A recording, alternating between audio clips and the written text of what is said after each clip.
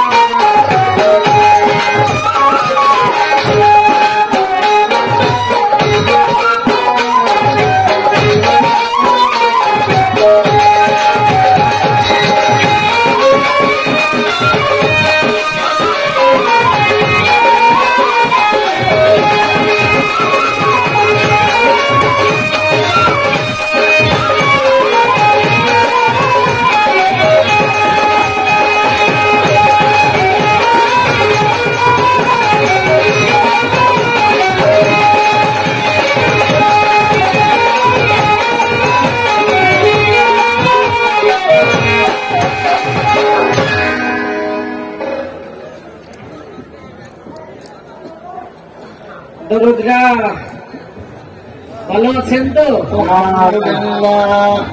আলহামদুলিল্লাহ। এই বলে তো পারবে বাবা। আর কালকে তো তোমরা চালাইবা, তাই না? কালকে এই মঞ্চের জন্য মিনিমাম 30 চ্যানেলের একটা মিক্সার দরকার।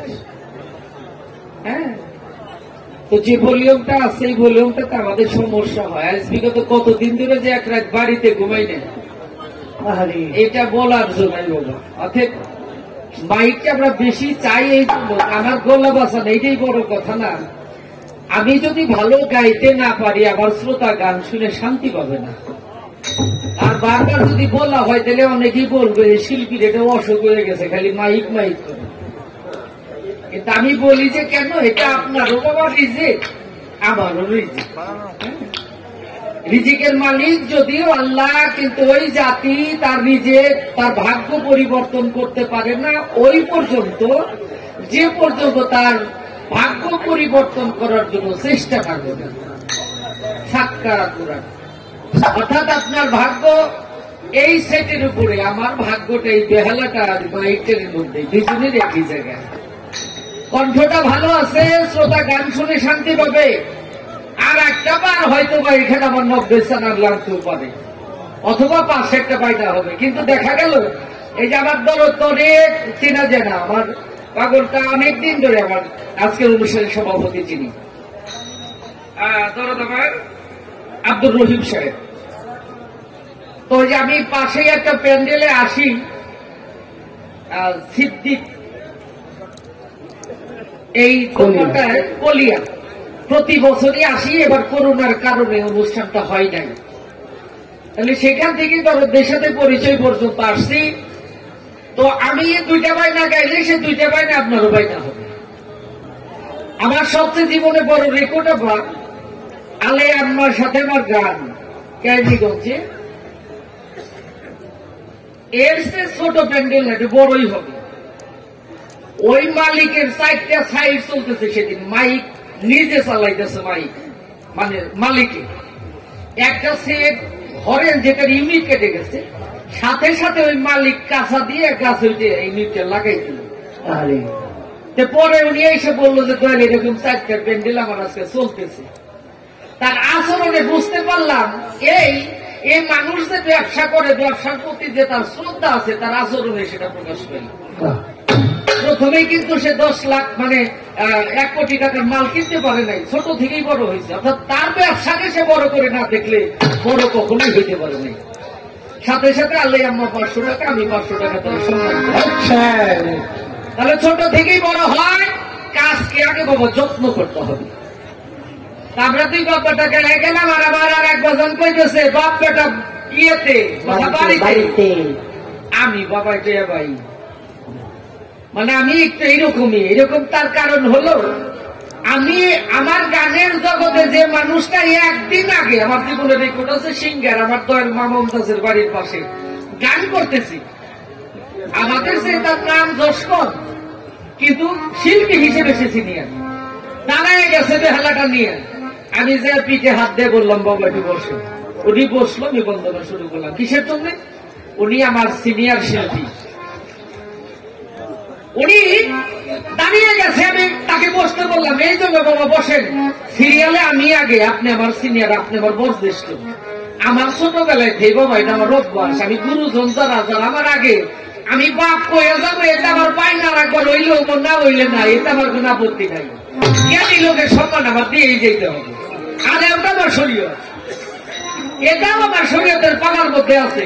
বড়কে শ্রদ্ধা করা, ছোটকে স্নেহ করা, স্থানকাল পাত্র বিশেষ কথা বলা, এটা আমার শরীয়তের মধ্যে। তাই বলে বাপ বেটা ধরে এই তাস খেলতেছে, তাস খেলে না মানুষ, তাস খেলতে যায়। অনেক সময় দেখছেন গ্রামে আমি দেখছি বাপ বেটারা বসে, বর্ষা মাস কাজ করবো নাই, আয় আমরাই বৈশাখীতে কি জানি কয় 16 ডাক এরকম একটা গান আছে দেখি, বসে সময় কাটাই। তো খেলার সময় যখন আসে, তুরুকের সময় যে তুরুক দেয় না, ওটা কোনো ভালো বিয়ার না।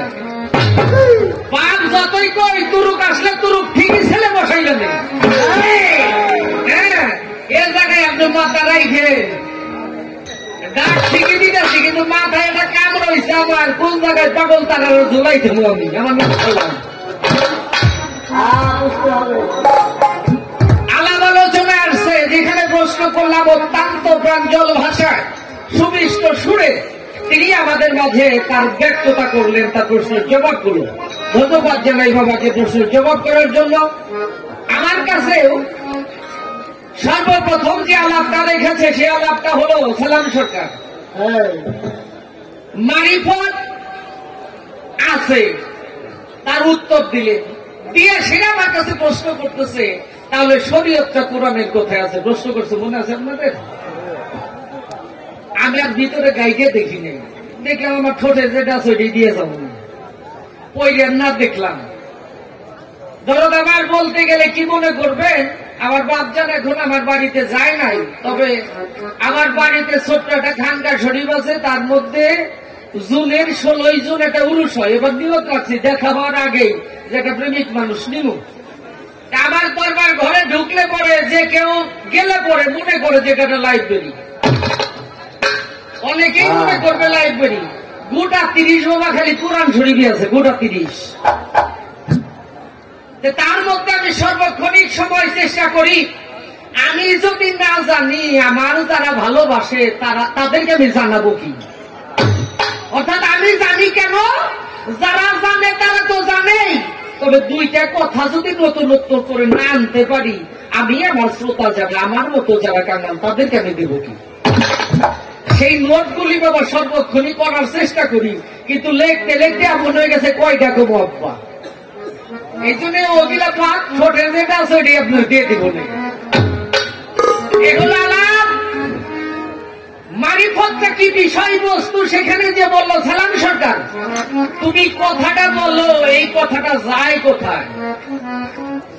এই কথাটা নিয়ে আমি প্রায় 3 মাস বাবা, 3 মাস আগে এই কথাটা ভাবছি। আমি এই 3 মাস আগে বাড়িতে গাড়ি ছিলাম না, যে আল্লাহর কত বড় নিয়ামত, কত বড় হিকমত, তার কত বড় দক্ষতা সম্পূর্ণ অন্তর নিয়ে এই জীব জগৎকে নিয়ে আমার আল্লাহ চিন্তা করেছে। আমি সালাম কথা বলে ছেড়ে দিলাম, যদি এই কথাটা ভাসমান অবস্থায় থাকতো, জায়গায় টিকে থাকতো, তাহলে পৃথিবীতে কারো আওয়াজ কেউ শুনতে পারত না। আল্লাহ কেমন এক ক্ষমতা রেখে দিয়েছেন, আমার প্রয়োজন শেষ, ডাকের ওই স্পিড আছে। আমি এই মঞ্চের কর্নারে একটা মানুষকে ডাকবো, এই স্পিডটা একরকম, তার যে 200 গজ দূরে আছে এই স্পিডটা একরকম। তাহলে আমি যে স্পিডে কথাগুলো বলতেছি তার কানে যাওয়ার সাথে সাথে আল্লাহ কত বড় নিয়ামত রেখেছে, সে শুনুক আর না শুনুক, আমার গতিবিধি সে জায়গায় পৌঁছানোর আগেই আমার আল্লাহ তাআলা সেই শব্দটাকে নিস্তেজ করে দিতেছে, জায়গায় বন্ধ করে দিতেছে, যে অন্য কোন মানুষ যদি এই শব্দটা এখানে থাকে তাহলে একে অপরকে ডাকাডাকি করতে করতে শব্দ যদি স্থির থাকে তাহলে এই মানুষ আর চলতে পারবে না, কারণ আওয়াজে আওয়াজ পৃথিবীতে ভরে যাবে। এই কথাটা আমি প্রায় ৩-৪ মাস আগে বাবা ভাবছি যে আল্লাহ কত বড় নিয়ম। আমার কথা কি গো বাবা, আমি তো গান টান জানি না, ভালো কথা বুঝি না, তবে চেষ্টা করি পৃথিবীর সৃষ্টি নিয়ে গবেষণা করার জন্য, একটু গবেষণা করার জন্য। কারণ গবেষণা না করলে হবে না। তো আল্লাহ তাআলা তার পবিত্র কোরআনের মধ্যে বলেছে, আমি আমার কোরআনকে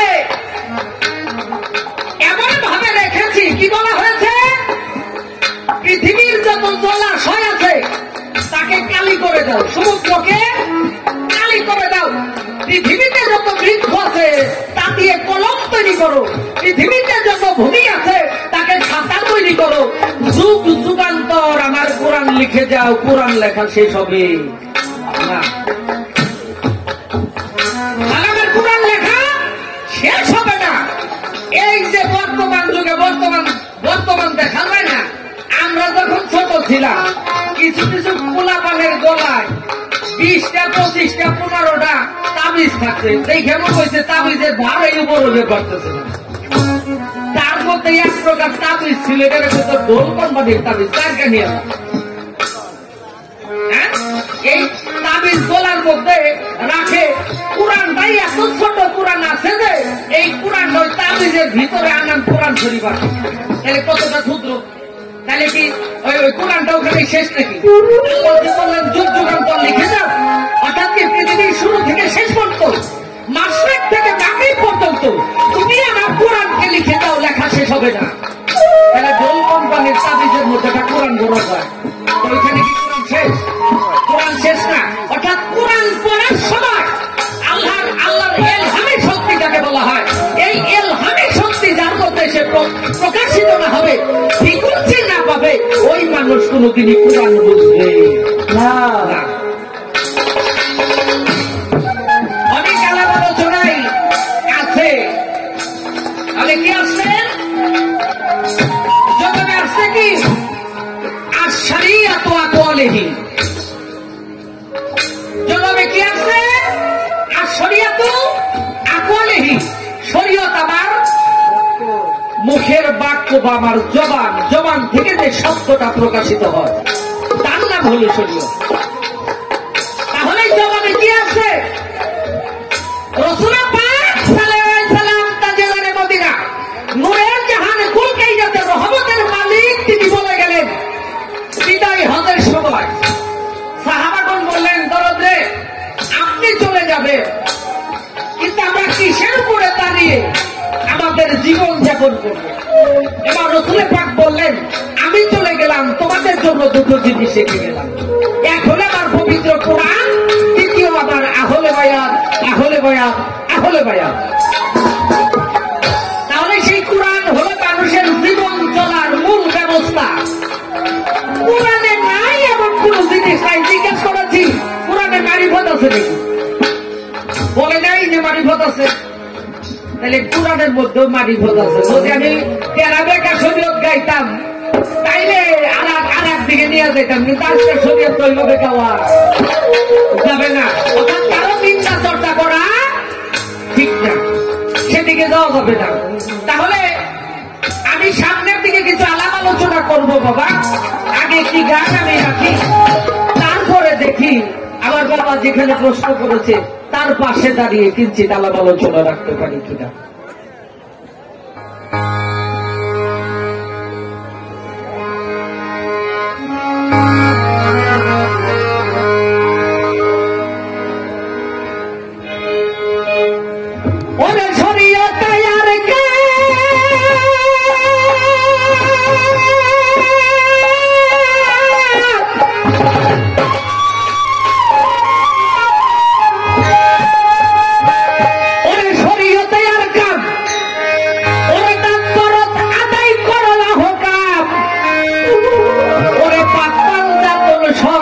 লইয়া বোবা হেলায় যাই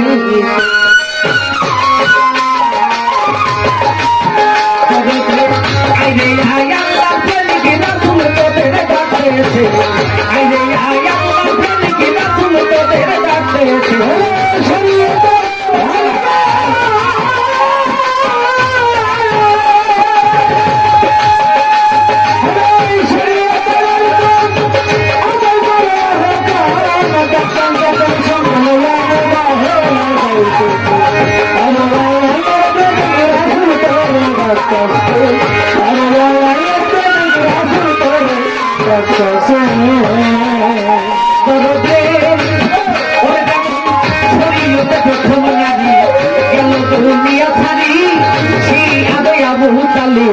গিরি শঙ্কর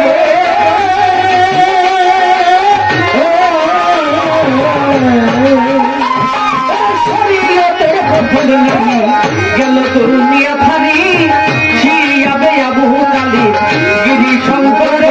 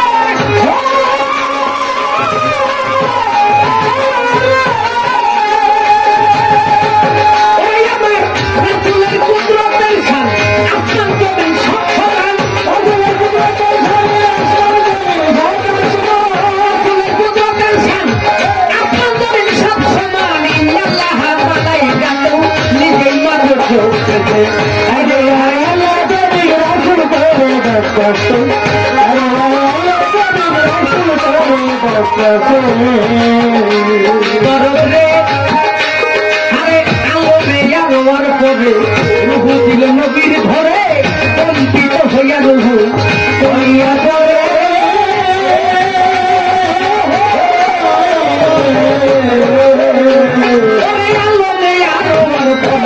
রুহু দিল নবীর ঘরে কম্পিত হইয়া রহু করিয়া করে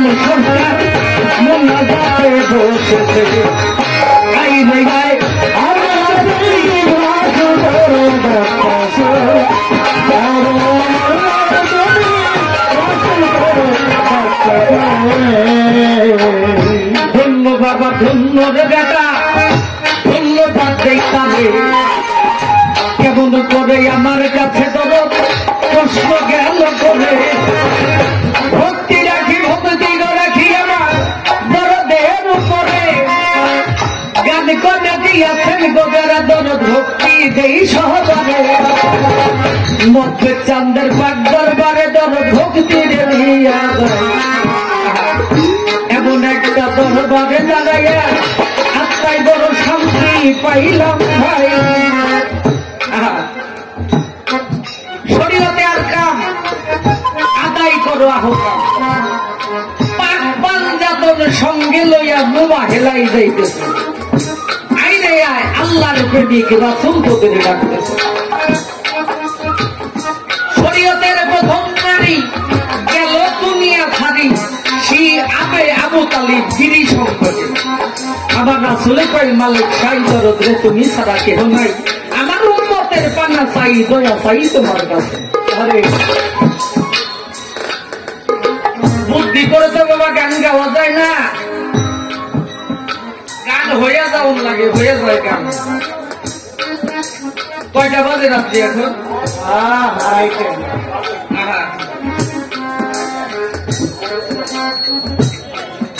লাও লাগে লম্বা হালাক তোলা প্লাক বানাইতাম না মাকলুকা তোরা না পাইলে। আমার রাসূলের কুদরতের শান আসমান জমিন সব সমান। গুড, এখানে গুড, হ্যালো। আসমান জমিন সব সমান। ইন্নাল্লাহা মালাইকাতুহু নিজেই মাবুদ জপতেছে।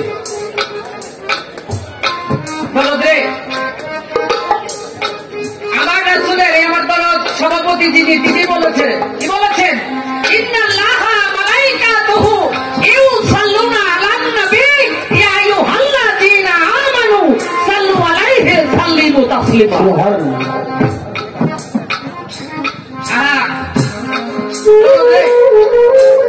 মুখটা বড় ব্যথা, কিন্তু বলার জায়গা নাই।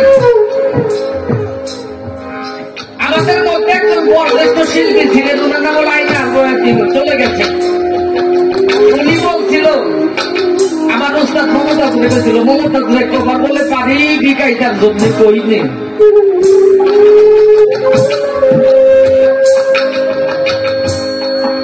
এক ব্যক্তি দুধ বেছিল, হ্যাঁ ভলিউমটা যা আছে তাই রাখো, যদি ওর বেহালা জিরো করতে হয় জিরো করে দাও, তবু ভলিউম এটা যেন থাকে। এক ব্যক্তি দুধ বিক্রি করে, বাবা ধরো, এর মাঝে ওই দুধের মধ্যে পাউডার দুধ মিশে দুধ জমি দেয় কাউন্টের আছে। হঠাৎ করে ওই মানুষটা অসুস্থ হয়ে গেছে, অরিজিনাল দুধ ওই যে কয়বারই পারে ওই কয়বারই অরিজিনাল দুধ দিছে। দেওয়ার পরে যারা দুধ খাইছে, খাওয়ার পরে পাতলা পায়খানা শুরু হয়ে গেছে, পেটে ব্যথা শুরু হয়ে গেছে।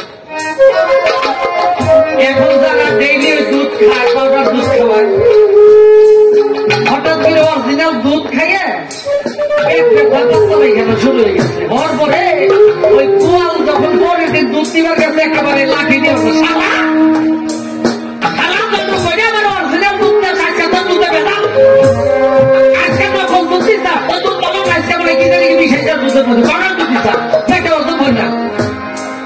গোয়াল মনে মনে চিন্তা করে দেখি পাউডার খাওয়াইতো, আজকে অরিজিনাল দিছি পেট গেছে নকল হইয়ে, অরিজিনাল দিছি তো পেটে আর সহ্য হইতেছে না। আরে জন্ম করে খাওয়াইছি নকল, আজকে অরিজিনাল দিছি, তুই তো অরিজিনালি ঠিক পাস না, এটা দুধ পালার মধ্যে করে বাবা রে। আমাদের নকলে নকলে আসল গেছে ডাইকে, যখনই আসলটা দেওয়া হয় সকলেই আসলটাই নকল মনে করে, কিন্তু নকল আসল হয়ে গেছে দেশে। বাস্তব একটা কথা শুনেন বাবা, বর্তমান জামানায় আমরা যখন ছোট ছিলাম, বাড়িতে আমার বাবাই খাইছে কাঁসার প্লেটে বা কাঁসার গ্লাস ছিল, গ্লাস না থাকলে কাঁসার পানি থাকছে, বাথরুমে থাকতে কাঁসার বোতনি, কি বাবা তাই থাকে না? এখন 10 গ্রাম খুঁজা কিনতে একটা কাঁসার বোতনি পেতেন না, যদিও পান ওটা মাথায় উঠছে, ওই যে 50 টাকার বোতনি এখন বাথরুমে। আসল জিনিস মাথায় উঠছে, 50 টাকার নকল জিনিস বর্তমান চলতেছে। আসলের মূল্যায়ন নাই। সালাম সরকার ধুয়ে দেবে না তো, এই যে মাইকের আওয়াজ যাইতেছে, কান খারাপ হয়ে রয়েছে দেখেন না। আর আমি সালাম আর আব্বা ডরাই না, চলে যা আমার বিগত 10 বছর আগে আমি ফরিদপুর গানে গেছিলাম আব্বা। এই গানে যাওয়ার পরে সর্বশেষ আমার জীবনের শ্রেষ্ঠ একটা উপহার পাইছি, সেটা হলো কাপড়ের কাপড়। 10 বছর আগে একটা শ্রেষ্ঠ উপহার পাইছি, তা হলো কাপড়ের কাপড়। আমাদের জিটকা শরীফ সাবদুল আজিজ চিশতি একটা খানকা আছে ফরিদপুরে, গানে গেছিলাম। একটা পাগল বাড়িঘর বিষয় সম্পত্তি সমস্ত কিছু ছেলেদের নামে লিখে দিয়া তার নিজের কাপড়ের কাপড়টা একটা সাবান আগরবাতি অর্থাৎ একটা আতর ইহাটা ব্যাগের মধ্যে প্যাকেট করে উনি রাস্তায় বের হয়েছে সমস্ত সংসার ছেড়ে দিয়ে। আমি গান গাইতেছিলাম, গানের মঞ্চে সে মানুষটা হাউমাউ করে এসে ধরে বলল, বাবা রে, আমার বাড়ি গাড়ি যা ছিল সন্তানের নামে লিখে দিছি, কেবলমাত্র এই কাপড়ের কাপড়টাই আমার বলতে ছিল, এও কাপড়টা বাবা আজকে থেকে তোর দান করে। কাপড়ের কাপড় মেয়ে লাগে বাবা, বাজেট হয়ে গেছে, এটা বাড়ি পৌঁছাইতে পারলি না পারলে নাই, কিন্তু আর আপত্তি নাই, মরে যাই যাবো। কথা হইল বর্তমান আমাদের মধ্যে শরীয়ত গাইতেছি তো যাই, এই নামাজের মধ্যে যারা মুনাজাত নাই ওই নামাজ আমি পড়ি না। আর তারপরে রসুলের নামের দরুদ কিয়াম নাই, ওই লেভেলের আলেম আমি না। মানুষ ছোটবেলায় দেখছি বাবা মারা গেলে পরে 4টা কালেমা পড়ে 4 কোনায় 4টা খেজুরের ডাল বুনতো। এটা কিন্তু মানুষের এটা আত্মতৃপ্তি, আল্লাহর বাণী তথা রসুল পাকের যে কালেমা তরফ লা ইলাহা ইল্লাল্লাহু মুহাম্মাদুর রাসূলুল্লাহ। আমি কয়দিন আগে 1 সপ্তাহ আগে একটা জানাজায় গেছিলাম, যাইয়া সাইডা দিকে আব্বা কবরের মধ্যে এক জায়গায় নিচা করছে, কবর তো কবরই, তার মধ্যে আলাদা খাস মানে খাস কাছে ওই পিঠটা দিবে 1 মিনিট দিয়ে লাশ কাট করে দিবে, আলাদা সিস্টেম করছে। এইরকম বহু রকম, বাপ মা মরে গেলে খরচ দরকার নেই, দুনিয়া থেকে চলে যাবেন, একটা আম গাছ লাগাই দিয়ে গেছেন, ওই আম গাছের একটা আম যদি কেউ খায় আল্লাহ বলেছে এর জন্য আমি তার পাপ মোচন করেছি। একটা আম যদি একটা ফল যদি কেউ খায় তার জন্য আল্লাহ কিছু হেল্প তাকে দান করে। আর 10 মাস 10 দিন মা সন্তান ধারণ করছে, ওই সন্তান পেটে ধরছে, বাবা নিজে না খাইয়া হাল বাইয়া রিক্সা চালাইয়া চাকরি করিয়া জমি আবাদ করিয়া সন্তান মানুষ করছে, সেই সন্তান পিতা মাতার নামের উপরে একমত চাল জাল করে খাওয়াইতে পারবে না। এটা কোনো হইবে? এই সন্তানের দরুদ শরীফ যে এই সন্তানের আত্মার হাহাকার যে আল্লাহর দরবারে পৌঁছাবে না, রসুল পাকের রওজায় পৌঁছাবে না, এটা কোনো কথা হইল? যে সন্তান পিতা মাতার মুখের দিকে যদি একবার নেক নজরে তাকায় আল্লাহ বলে আমি তার জন্য একটা 8 কোটি হজের সব লিখেছি। আর সেই সব আইন উল্টে যেতেছে। এক সময় কোরআন ঘরে পাইবেন কিন্তু কোরআনের কোন আইন পাইবেন না। একটা সময় চলে আসবে বাবা কোরআন শরীফ ঘরে থাকবে কিন্তু কোরআন আইন পাবেন না। এই যে আপনি দেখতেছেন নামাজে মুনাজাত নাই, মানুষ মারা গেলে খরচ করা দরকার নাই বলে না। দ্বিতীয়ত কালেমা লা ইলাহা ইল্লাল্লাহ দরকার, মুহাম্মাদুর রাসূলুল্লাহ দরকার নাই।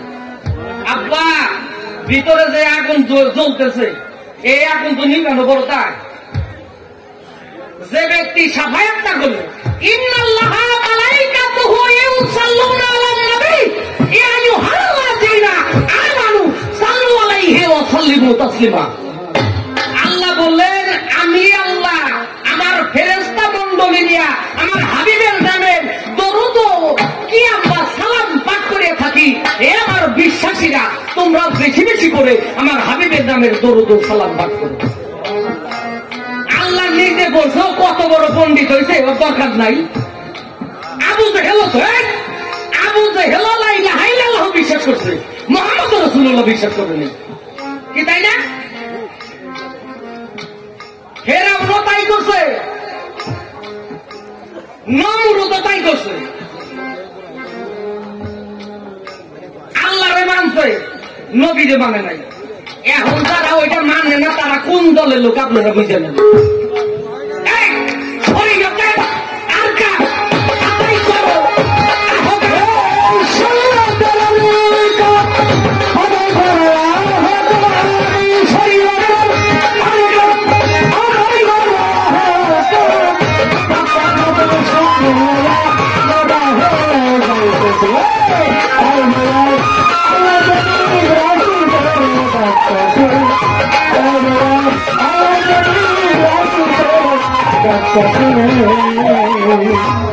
আরে আল্লাহ বলেন আমার হাবিব, আমি যদি আপনাকে সৃষ্টি না করতাম আসমানের জমিনের মধ্যে আমি আল্লাহ একটা বালুর কড়াও বানাইতাম না। বাবা কথা খারাপ লাগে গো। আল্লাহ বলেছে আমার জন্য আমার হাবিবই যথেষ্ট, আমার জন্য আর কারো প্রয়োজন, আমার হাবিবই যথেষ্ট। কিন্তু আমি আসমান, জমিন, চন্দ্র, সূর্য, গ্রহ, নক্ষত্র, মানব, দানব, পাহাড়, পর্বত, নবী, ফেরেশতা যাহা কিছু সৃষ্টি করছি আমি আল্লাহ আমার জন্য সৃষ্টি করি। এটা আমার নবীর জন্য করছি। কেমন কথা? নীল আকাশের গায়ে পূর্ণিমার একটা চাঁদ দেখা যায়, চাঁদের পাশে যদি হাজার তারকা না থাকে চাঁদের সৌন্দর্য প্রকাশ পায়। আমার নবী হলো চাঁদ, আর তার সৌন্দর্য বহির প্রকাশ করেছে হাজারো তারকা দিয়ে, যেটা আমার চাঁদের সৌন্দর্য। আর সেই নবীকে লা ইলাহা ইল্লাল্লাহু পড়া যাবে, মুহাম্মদ রাসূলুল্লাহ পড়া যাবে, এটা কোনো কথাই না। ধন্য বাবা, ধন্য বেটা, ধন্য দাদি, ধন্যবাদ দেই তারে। কেমন করে আমার কাছে দরদ প্রশ্ন গেল বলে আমার আব্বা দয়াল, একটু দয়া করে বলবেন মৌলা আলী মৌলায়াত পাই না আব্বা? কি দরদ পাই না? আমার দরদের কাছে জানবো। যেমন জিবরাইলের বেলায় হযরত বলা হয়, হাসান হোসাইনের বেলায় আলাইহিস সালাম, বা হযরত ইমাম হাসান, হযরত ইমাম হাসান, ইমাম হোসাইন বলা হয়, হযরতে নবী পাক সাল্লাল্লাহু আলাইহি সাল্লাম বলা হয়, হযরতে আলী বলা হয়, বলা হয় না? হয়। আমি আমার দরদের কাছে জানবো আলী মাওলায়াত পাইলেন কবে? যেমন কাতিরে খুব কথাটা আবার একটু 2 মিনিট সময় দেন, মজার একটা কথা। আলীকে খেলাফত, অর্থাৎ আলী খেলাফত পাইলেন, তার বহির প্রকাশ ঘটাইলেন রাসূল কাতিরে ঘুমের মধ্যে। বহির প্রকাশ ঘটাইলেন আলী খেলাফত প্রাপ্ত। মান কুনতু মাওলাহু মা আজালিউল মাওলা, আমি যার মাওলা হযরত আলীও তার মাওলা। এটা করা কইছে রাসূল কয় না আব্বা? জি। আনা মাদিনাতুল ইলমে আলী ওয়া বাবুহা, আমি ইলমের শহর, হযরত আলী হলো তার দ্বার বা দরজা। আমি আমার বাজানের কাছে জানবো ওই দিন হলো খেলাফত ঘোষণা করছে, খেলাফত পাইছে। আমি জানবো আল্লাহ নিজে হযরত আলীকে মারিফত দান করেছে, আল্লাহ নিজে হযরত আলীকে মারিফত দান করছে। এটা কবে, কোন দিন করছে জানা দরকার না? আল্লাহ কবে মারিফত দান করলেন হযরত আলীকে? যখন মারিফত দান করলেন, অর্থাৎ মাওলায়াত দান করলেন। এই মাওলায়াত যেদিন দান করা হইল, তারপরে থেকে আলীর বেলায় হযরত বলা চলে কি চলে না? কি দরকার কিনা জানা দরকার। আমার প্রশ্ন করবে আমি খেলকুদ পাইনি না, কিন্তু জানা তো দরকার আমাদের। আমি গাইবেন না পারি, একটা কথা বুঝলি, আমি লেখবেন না পারলাম মুসার উস্তাদ, লেখবার পারি না ব্ল্যাকবোর্ডে, কিন্তু মুছতে পারি আমি। তাহলে সেই জায়গায় দাঁড়িয়ে এই একটা প্রশ্ন আমার বাবার কাছে করলাম, বাবারে আমি অত্যন্ত নগণ্য মানুষ, একেবারে জীর্ণ শীর্ণ মানুষ, জীবনে আমি আমার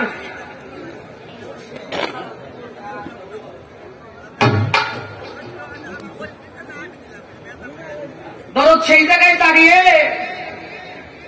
আর একটা প্রশ্ন আমার দরদের কাছে। প্রশ্নটা করে ছোট্ট এক কথায় জবাবটা দেবে, নেমে পড়বো, কারণ ভালো মানুষ সামনে থেকে আমার মতো গোলাবান কটানি করার সাধন না।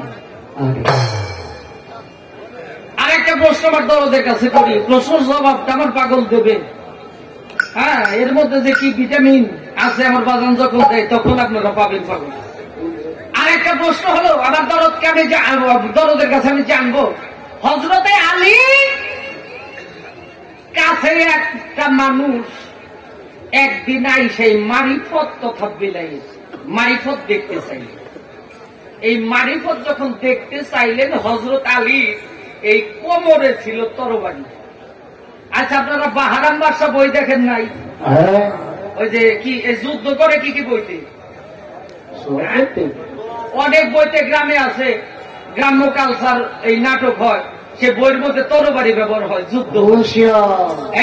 এই তরবারি যখন ব্যবহার হয়, তরবারি কিন্তু একটা খোসের মধ্যে থাকে। হ্যাঁ, হাতে হয়ে যাও, খোসের মধ্যে থাকে আন্দাজে করে কি খারাপ বেদক খারা এই তরবারি খোসের মধ্যে যাবে করে। তো হযরত আলী কাছে একজন মারিফত দেখতে চাইল। হযরত আলী তার তরবারিটা খোসের মধ্যে টান্দা বের করলেন। টান্দা বের করার পরে ওই খোসের মধ্যে থেকে বের হইল 3টা কাগজ তথা একটা কাগজ, একটা তথা 3টা মতান্তর আছে। তার মধ্যে মারিফত দেখলেন, মারিফতের গান নিলেন এবং মারিফত শক্তি বিশেষ তিনি বুঝলেন। দেখলেন, গান নিলেন, শক্তি বিশেষ তিনি বুঝলেন। আমি জানবো কাগজের মধ্যে কি নিহিত ছিল, মারিফত দেখলো কিংবা গান নিল কেমনি, শক্তি বিশেষ তিনি বুঝলো কি করে, জানা দরকার না আমাদের। চুপচাপ বসেন, নিশ্চয়ই আমার ধরো এর মধ্যে কিছু ভালো আমার বাগানের মাথার উপর চাঁদ উঠেছে ওই, আরে চাঁদ উঠেছে ওই, আরে মা গো আমার ষোলো বালা কাজলা দিদি কই,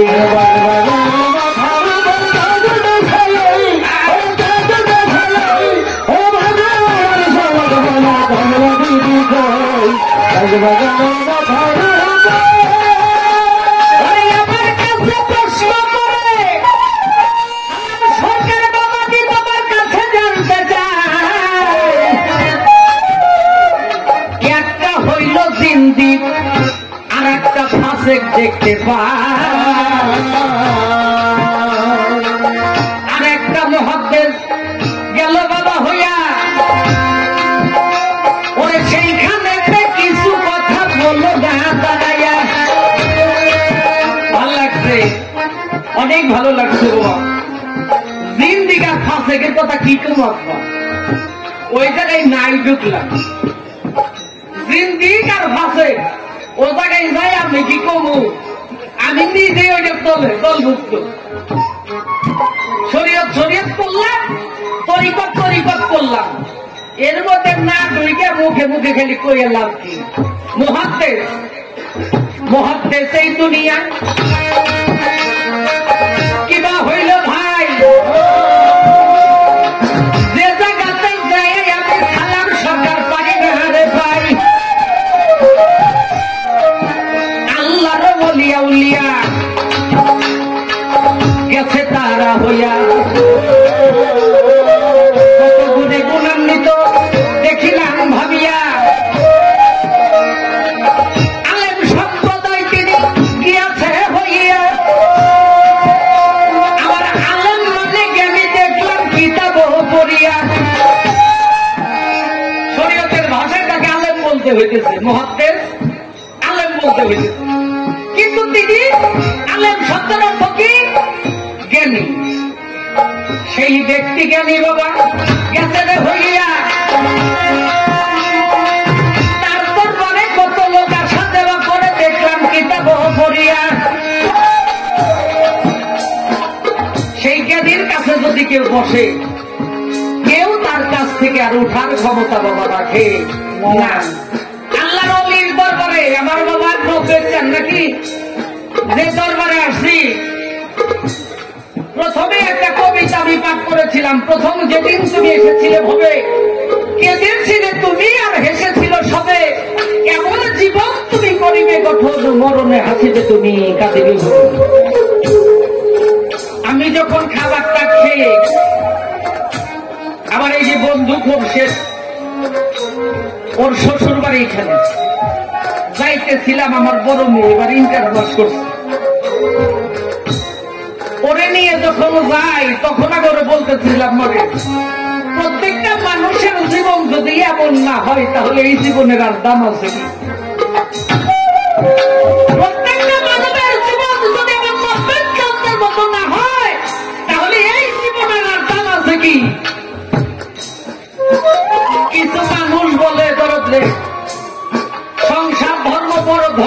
তাই পারি না ছেড়ে যেতে, বলে না করো, কিন্তু কথাটা তা হবে না। কথাটা হবে সংসার ধর্মই কি বড় ধর্ম না, তাই পারলি না ছেড়ে যেতে। কথাটা কি আছে? সোজা করে নিতে, সংসার ধর্ম বড় ধর্ম না, তাই পারি না ছেড়ে যেতে। এবার পড়তাম তো পেট করে খাইব, বউ পোলাপান নিয়ে সংসার করবো, সেই জায়গায় ব্যঞ্জন দিচ্ছে। কিন্তু কবিতা লেখে নাই, কবি লিখেছে সংসার ধর্মই কি বড় ধর্ম না, তাই পারলি না ছেড়ে যেতে। এই কথাগুলো জাগিরে কামাইছে হলো তাদের জন্য, কিন্তু আমার 90 চান্দে কি তাই ছিল? তা ছিল ছিল না। শুনলাম করো দেখি বিয়েই করবে, হ্যাঁ, এক আল্লাহকে পাইতে চাই নিজের জীবনটা বাবা উৎসর্গ করছে। এক মালিককে পাইতে চাই নিজের জীবনটা উৎসর্গ করছে। আমি আমার জীবনের আর সুখ শান্তি চাই না, আমার আল্লাহকে পাইলে, আমার মুর্শিদকে পাইলে আমার সবে, আমি আর কিছু চাই না। ছেলে সন্তান বিষয় সম্পত্তি জন্ম দিয়ে আমার কি হবে যদি আমার সেই দীনবন্ধুকে আমি না পাই? আমার এই জীবনের আর দাম আছে কি? কোন লাভ নাই। তাই রব্বের চন্দ্রের মতো উলিয়া উলিয়া নিকটে যারা আছে, তার সহপথে যারা আছে, তারাও কম নড়ে। তাই কবি বলেছে, রাধা বলে আমি যোগ্য নই, আমার বন্ধুরে যে ভালোবাসে আমি তাহার দাসী। দরদরে আমার জীবনে হইল না, আমি পারলাম না, কিন্তু প্রত্যেককে পাই ধরে বলে যাবো রে, প্রত্যেকটা মানুষ যেন তার সেই জায়গার মানুষটাকে ঠিক করে দরদ আমার দয়াল নবী মাতা হারা পিতা হারা হয়ে দেশ দেশান্তরে ঘুরছে। মায়ের পেটে যখন ছিল তখন দরদ আমার তার বাবাকে হারাইছে। দুনিয়াতে আসার পরেই তার জনম দুঃখিনী মা বাবার রওজা দেখে ফিরে আসার পথে মাটা চলে গেল। আবার দরদের আপন বলতে তার কেউ ছিল না। মাতা হারা হয়ে পিতা হারা হয়ে আবার দরদ যখন পাগলের বেশে হয়ে যায়, হযরত আলীর বাবা আবু তালেব তার জীবনের সবকিছু হয়ে যায়। এক সময় আবু তালেব পানিতে যাবে, যখন পানিতে যাবে আবার মোহাম্মদকে ডেকে বলে, মোহাম্মদ রে, বাবার তুই ছোট মানুষ, আমি তো পানিতে যাবো, তুই তো আমার সাথে যাইতে পারবি না। আমার জগতের উদ্ধারদাতা যিনি, তিনি বলেন, দরদ রে, তুমি আমার বাবা, তুমি আমার মা, তুমি যদি আমাকে রেখে চলে যাও আমি কার কাছে যাব? কার কাছে আশ্রয় নিব? তুমি ছাড়া যে মানুষ এই জগতে আমার আপনে বলতে কেউ নাই, তুমি আমার সব। এক পর্যায়ে কাফেলা নিয়ে রওনা করলো মানে 3 মোহাম্মদের নিয়ে, আমার জগৎ দুঃখীরে নিয়ে রওনা করলো মালিকের দিকে। আর মহিলা পাত্রী নামে একজন পাত্রী ইঞ্জিন কিতাবের আলেম ছিলেন, তিনি চিন্তা করলেন একটা জামানা আসবে, ওই জামানায় আমার দয়াল নবী এই পথে একদিন বাণিজ্য যাবে, আমি আমার মানব জগৎকে ধন্য করবো, আমার সেই জগতের গুরুকে দর্শন করে আমার মানব জগৎ উৎসর্গ করবো আমার মানবের মতো বলে আমি অপেক্ষায় অপেক্ষমান হয়ে বসে আছি। নয়ন জলে এসে নয়ন জলে আপনার কথা ভাবিয়া দেখা বন্ধু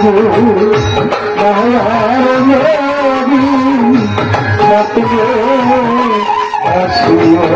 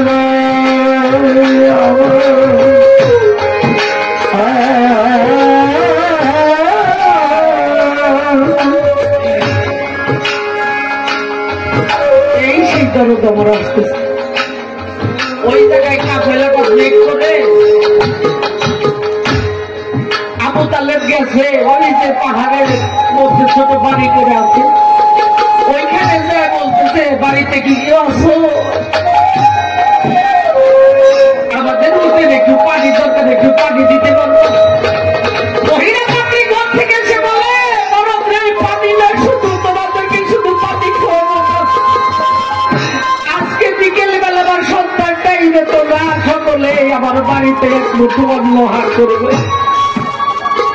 আমি তোমাদেরকে একেবারে সেবা দিতে চাই,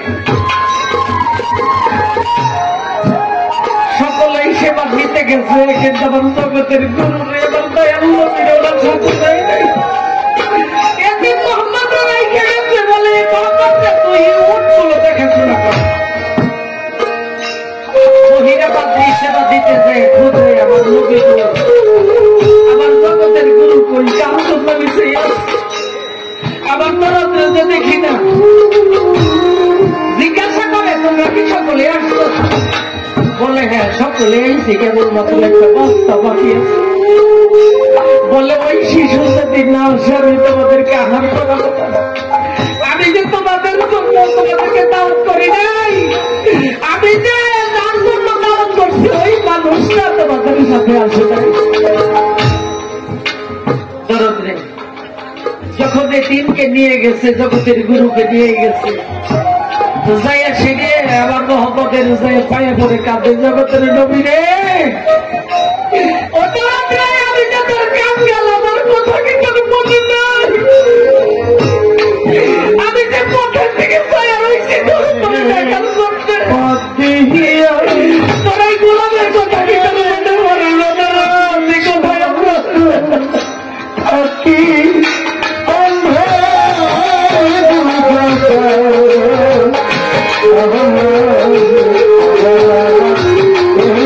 Oh